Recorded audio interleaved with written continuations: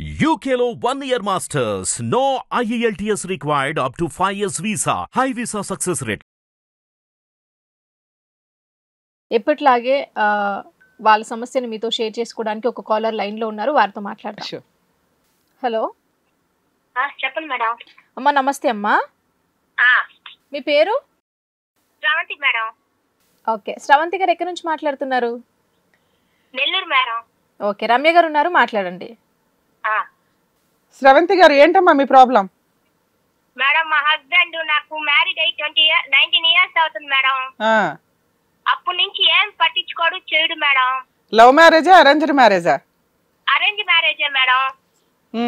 చెప్పాలి. మళ్ళీ అతనికి ఎఫ్ఐఆర్ ఉంది మేడం. ఎలా వచ్చింది సంబంధం? ఎఫ్ఐఆర్ ఉంది మేడం. సంబంధం వచ్చి బంధువుల ద్వారానే కుదిరింది మేడం. అతనేం చేస్తాడు, నువ్వేం చేస్తావు?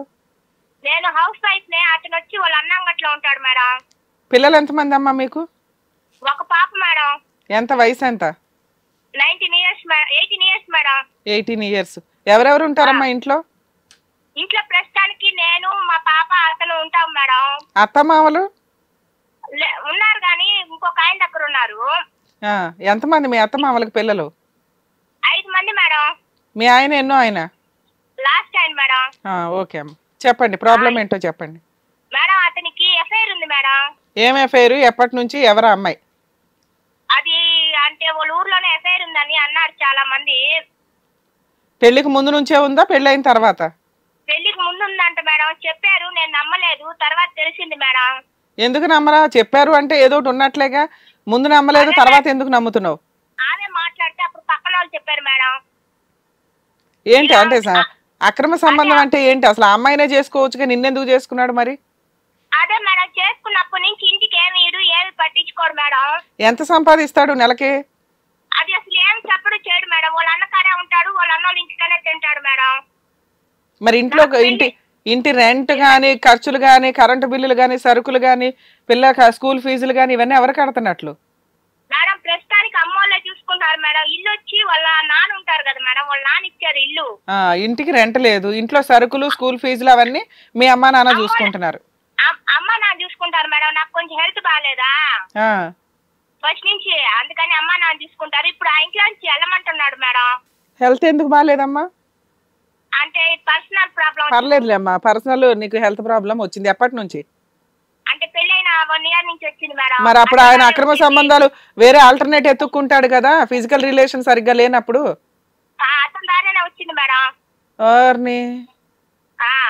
మరి నువ్వు కంప్లైంట్ ఇవ్వలేదా పోలీస్ స్టేషన్ కి? కంప్లైంట్ గానీ ఇవి గానీ? లేదు మేడం, మారతాడు అని మా అమ్మోళ్ళు కూడా చూస్తా ఉన్నారు మేడం. మారతాడని, మారకనే మా మీదే తప్పు చెప్తున్నారు. అదేమంటే నా వల్ల వచ్చింది అని చెప్పేశాడు మేడం. ఏంటమ్మా ప్రాబ్లం ఏంటి చెప్పండి, పర్లా మ్యూట్ చేస్తాం మేము. అదే కామన్ గా వచ్చే ప్రాబ్లం అది, నీకు ఒక్కదానికి అంత టెన్షన్ పడాల్సిన అవసరం లేదు. ఓకే అమ్మా, చెప్పండి. అదే దానివల్ల మేడం. దానివల్ల ఈ రోజుల్లో ప్రాబ్లం ఏముందిలే అమ్మా, మెడిసిన్స్ వాడుతూ ఉంటే క్యూర్ అయ్యే ప్రాబ్లమే కదా. అంత సివియర్ ఒకప్పుడు అంటే పట్టుకుంటేనే భయపడిపోయే వాళ్ళం, ఇప్పుడు అంతా సీన్ మారింది. ఆయనకి అక్రమ సంబంధాలు ఉన్నాయి కాబట్టి నీకు వచ్చినట్టు లెక్క. గానీ నీ ద్వారా ఆయనకి అంటుకోవడానికి నీకు అసలు ఎవరితో సంబంధాలు ఉన్నాయని పెళ్లి చేసుకున్నదే మీ ఆయన్ని. అదే మేడం, అదే నా వల్ల వచ్చింది అంటున్నాడు మేడం. 17 years కి నాకు మ్యారేజ్ అయింది, నీ వల్ల వచ్చింది అంటున్నాడు. దానివల్ల సరే, ఆయనకి ఈ ప్రాబ్లం ఉన్నా వెళ్ళి ఇంకొక అమ్మాయితో అక్రమ సంబంధం పెట్టుకుని ఆవిడకి కూడా అంటించి ఉంటాడుగా ఈ పాటికి. అదే చేతులు మేడం వాసిపోయింది మేడం, దానివల్ల మెడిసిన్ పడతా. ఓకే, దానివల్ల అదొక పెద్ద ఇదిగా గొడవ వేస్తా ఉన్నాడు మేడం. ఇంటికి ఏమి చూసుకోడు, చేయడు. ఇప్పుడు ఆ ఇంట్లో నుంచి కూడా వెళ్ళిపోమంటున్నాడు మేడం. బిడ్డ కూడా వద్దనేసాడు. అసలు ఇంకా ఆయన గురించి నువ్వు చెప్పమాకలేమ్మా, నువ్వేమనుకుంటున్నావు అనేది చెప్పు, తర్వాత నేను లీగాలిటీ మాట్లాడతా. అంటే నేనేమనుకుంటానంటే నాకు నా బిడ్డకి ఉండాలి మేడం జీవితం అని. ఆయన ఏం చూసుకొని చేయను అంటున్నాడు. కోర్టుకి కేసు చేస్తామంటే అమ్మోళ్ళు వద్దంటా ఉన్నారు. ఇన్ని రోజులు చూసి మీకు చెప్తా ఉన్నాను. ఓకే అమ్మా, కాసేపు లైన్ లో ఉండు, నేను మళ్ళీ మాట్లాడతాను మీతో. సరే మేడం. మౌనిక, ఈ కేసు అబ్జర్వ్ చేస్తే మేము చాలా కాల్స్ మాట్లాడుతూ ఉంటాం. వాటిల్లో ఇవి సీక్రెట్గా సప్రెస్గా ఉన్న ఒక డిసీజ్. ఒకప్పుడు ఈ డిసీజ్ ఏదైతే ఉందో జనాలు భయపడిపోయి వాళ్ళ ఆ సరౌండింగ్స్లోకి వెళ్ళటానికి కూడా ఇబ్బంది పడిపోయే సిచ్యుయేషన్స్, అది ఎలా వచ్చింది అనేది జనాలకి ఒక అవేర్నెస్ అనేది లేదు. ఎందుకంటే ఒక వ్యక్తి కాకుండా ఎక్కువ మంది వ్యక్తులతోటి ఫిజికల్ రిలేషన్స్ పెట్టుకుంటే ఒక డేంజర్ జబ్బు వచ్చేది అనేది ఒకప్పుడు అంత సివియర్గా ఉండే వ్యవహారం. అవి ఎంతలా ఉండేదంటే ఆ వ్యక్తి అది కన్ఫామ్ అయ్యే లోపే సూసైడ్లు చేసేసుకునేవాళ్ళు కూడా. ఎందుకంటే అది అంత అంటరాని వ్యవహారంగా ఫీల్ అయ్యేవాళ్ళు. తర్వాత ప్రతి దానికి కూడా మనకి మెడిసిన్స్ వస్తూనే ఉన్నాయి. దీనికి కూడా క్యూరబుల్ మెడిసిన్ వచ్చింది. అయితే పూర్తిగా తగ్గకపోయినా యాంటీబయాటిక్ అవి యూజ్ చేయడం వల్ల వాళ్ళు ఎలా ఉంటుందంటే ఆ ఇమ్యూనిటీని తగ్గకుండా మోర్ దాన్ 70-60 కూడా బతుకుతున్న వాళ్ళు ఉన్నారు. అంటే ఈ రోజున మనతో తిరుగుతున్న వ్యక్తులు ఎవరైతే ఉంటారో ఆ వ్యక్తుల్లో వాళ్ళకి కూడా ఈ డిసీజులు ఉండడానికి అవకాశం ఉంది. ఒకప్పుడు అదే అలా ఫీల్ అయ్యేవాళ్ళం, వాళ్ళు చెప్తూ ఉండేవాళ్ళు. ఈ రోజున ఎవరికి చెప్పట్లేదు. దానివల్ల మనం నడుచుకుంటూ వెళ్ళిపోతున్నాం, అన్ని పనులు నడుస్తూనే ఉన్నాయి. కాబట్టి షేక్ హ్యాండ్లు ఇచ్చేటప్పుడు హగ్గులు చేసుకునేటప్పుడు 1-10 సార్లు ఆలోచించుకోవడం బెటర్. మనతోనే ఉన్న వ్యక్తులకు కూడా ఇది ఉండొచ్చు, కానీ అదేదో అంటుకుంటుందని కాదు, జాగ్రత్తగా ఉండడం అనేది బెటర్ ఆప్షన్ కదా అని. సో ఇక్కడ ఈ విషయానికి వస్తే ఆ అమ్మాయికి 17 ఇయర్స్ అప్పుడు మ్యారేజ్ అయింది. మ్యారేజ్ 17 ఇయర్స్ అయినప్పుడు ఆ అమ్మాయికి పెద్ద అక్రమ సంబంధాలు ఉండాల్సిన అవసరం లేదు. 17-20 ఇయర్స్ బ్యాక్ గురించి మనం మాట్లాడుకుంటున్నప్పుడు జెంట్స్కి ఉండే రిలేషన్స్ లేడీస్కి అనేది చాలా తక్కువ ఆ రోజుల్లో. ఇప్పుడంటే అందరూ విచ్చలవిడిగా తయారవుతున్నారు కానీ. సో ఆ ప్రాసెస్ చూసుకుంటే ఆ అమ్మాయికి మ్యారేజ్ పిల్లలు పుట్టిన 1.5 ఇయర్కి తర్వాత వచ్చిన వ్యవహారం. పాప కరెక్ట్గానే పుట్టింది, అంటే ఎటువంటి ప్రాబ్లము లేకుండా. ఈయన ఎక్కడెక్కడో తిరిగి రావడం వల్ల జరిగిన ఇన్సిడెంట్ అది. ఎందుకంటే ఆవిడకి నిజంగానే ఉంటే ముందు నుంచే ఉండాలి, ముందు నుంచే ఉన్నప్పుడు పాపకు కూడా వచ్చి ఉండాలి. సో ఇక్కడ పాపకి రాలేదు కాబట్టి, అమ్మాయికి రాలేదు కాబట్టి ఆ తరువాత ఈవిడికి బయటపడింది. ఆ బయటపడడం హస్బెండ్ వల్ల. ఈ మ్యారేజ్ అయిన పోనీ అంతకుముందు అక్రమ సంబంధాలు ఉన్నాయి అనుకుందాం, మ్యారేజ్ అయిన దగ్గర నుంచి అయితే ఏమీ లేవుగా.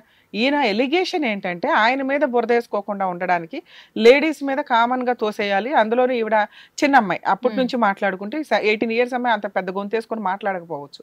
దానివల్ల పైగా అమాయకంగా కూడా ఉంది. మాట్లాడే విధానంలోనే మనకు అర్థమవుతుంది ఎలా మాట్లాడాలి, ఎంత మాట్లాడాలని తెలియట్లేదు, తన బాధ తప్ప.